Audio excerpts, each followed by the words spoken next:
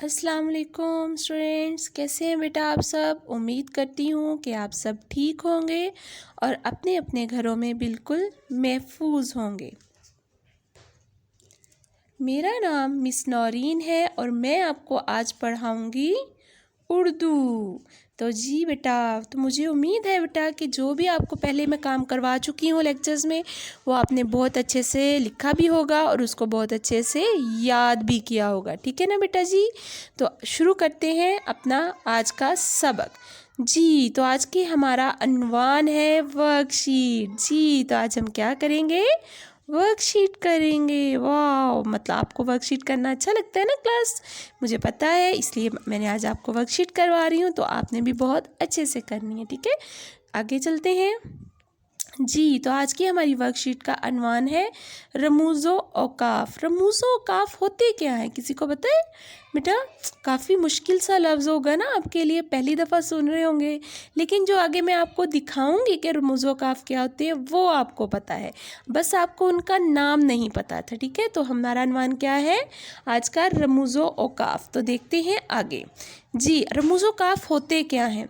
वो अलामतें जो अबारत के दरमियान में बात करने के मफ़हूम को वाज़ह करने के लिए इस्तेमाल होती हैं। मतलब वो अलामतें होती हैं जो कि हम अपनी कोई भी जो लाइन लिखते हैं ना, उसके दरमियान में या उसके आखिर पे इस्तेमाल करते हैं अपनी बात को क्लियर करने के लिए। ठीक है ना बेटा, तो हम आगे चलते हैं। जी, तो यहाँ पे देखें प्यारे बच्चों, ज़रा गौर से देखें इनको। आपने इनको देखा होगा, याद आया। जी, ये सारी अलामतें तो मेरी क्लास को पता है।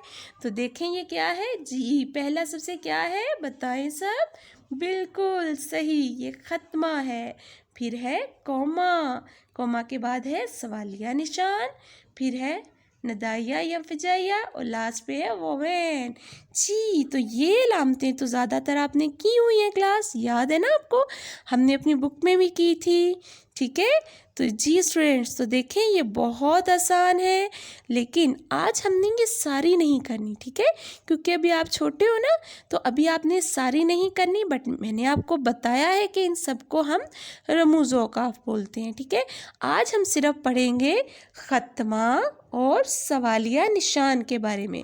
और ख़त्मा और सवालिया निशान हमेशा लाइन के आखिर पे इस्तेमाल की जाती हैं। ठीक है बेटा, तो देखते हैं आगे। ख़त्मा क्या होता है, ये एक अलामत एक पूरे जुमले के आखिर में लगाई जाती है, जहाँ कुछ देर ठहरना होता है। ये एक जुमले को दूसरे जुमले से अलग करती है। ठीक है, मतलब कि ये आपका जुमला जब पूरा हो जाता है तो उसके आखिर पे लगाई जाती है, और ये एक जब सादा सी बात हो रही होती है ना, मतलब सिंपल बात हम करें, उसके आखिर पे लगाई जाती है। देखिए यहाँ पर, कल खूब बारिश हुई, मतलब एक आम बात हुई, कल खूब बारिश हुई, लाइन ख़त्म हुई तो यहाँ पे क्या आ गया, ख़त्मा आ गया। लोग सैर करने निकल पड़े, बात कम ख़त्म हुई, बात कंप्लीट हुई तो दोबारा ख़त्मा। बागों में बहुत हजूम था, तो बात ख़त्म हुई तो ख़त्मा। याद है ना, हमने किया था थोड़े दिन पहले मेरा पसंदीदा मौसम, हमने उसमें सीखा था ख़त्मा लगाना, कि जब एक लाइन ख़त्म होती है तो उसके आखिर पे ख़त्मा लगाते हैं, फिर उसके साथ से अगली लाइन शुरू करते हैं। ठीक है, तो आगे चलते हैं। आगे है सवालिया। सवालिया निशान ऐसे लिख बनता है, आपको याद है ना, आप बनाते भी हैं। ये अलामत सवालिया जुमले के इख्तिताम पर लगाई जाती है। इसके इस्तेमाल से सादा और सवालिया जुमले में फ़र्क पैदा होता है। मतलब जब भी हम कोई ऐसा सवाल पूछते हैं ना किसी से, तो उसके आखिर पे हम सवालिया निशान लगते हैं। मतलब तुम कहाँ जा रहे हो, आप क्या कर रहे हो, आप क्यों रो रहे हो। ठीक है, तो ये सवाल पूछ रहे हैं, किसी से कोई बात पूछ रहे हैं, तो उसके आखिर पे सवालिया निशान लगाते हैं। तो यहाँ पे भी कुछ मिसालें हैं, वो देखते हैं। क्या तुम बाहर जाओगे, सवाल पूछ रहे हैं ना, क्या जाओगे, तो यहाँ पे सवालिया निशान। दरवाजे पर कौन है, बताएं, सवाल पूछा है तो उसके आखिर पे भी सवालिया निशान। बच्चा क्यों रो रहा है, बच्चे से पूछ रहे हैं क्यों रो रहा है, सवाल हो गया ना, तो इसके आखिर पे भी सवालिया निशान। तो मुझे उम्मीद है बेटा कि आपको ख़त्मा और सवालिया निशान की समझ आ गई होगी। तो आगे चलते हैं इसलिए। जी, तो अब देखते हैं अपनी वर्कशीट। ठीक है, जुमले पढ़िए और ख़त्मा और सवालिया निशान का दुरुस्त इस्तेमाल कीजिए। सादा जुमले के आखिर पर ख़त्मा और सवाल पूछेंगे तो सवालिया निशान मैं आपको बताऊंगी, लेकिन आपने ख़त्मा और सवालिया निशान खुद ही लगाना है, ठीक है। ये मेरा घर है, एक आम सी बात हुई है, मेरा घर है, बात बताई गई है, तो यहाँ पे क्या आएगा, जी, ख़त्मा आएगा। फिर है बेटा, यहाँ पर आपकी वर्कशीट में एक प्रॉब्लम है कि यहाँ पे नंबरिंग जो है वो थोड़ी सी रॉन्ग दी गई है।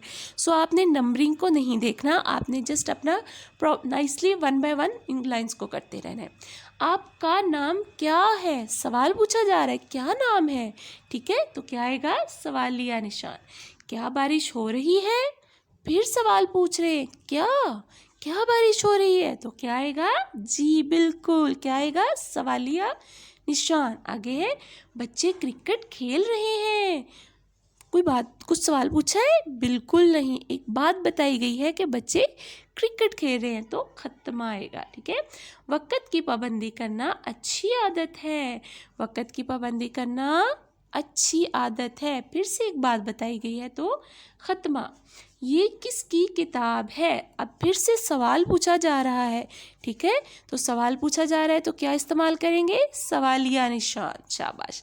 मेरी बहन स्कूल जाती है, फिर से क्या पूछा गया है, क्या सवाल पूछा गया है, बिल्कुल नहीं, एक बात बताई गई है, ठीक है, तो ख़त्मा।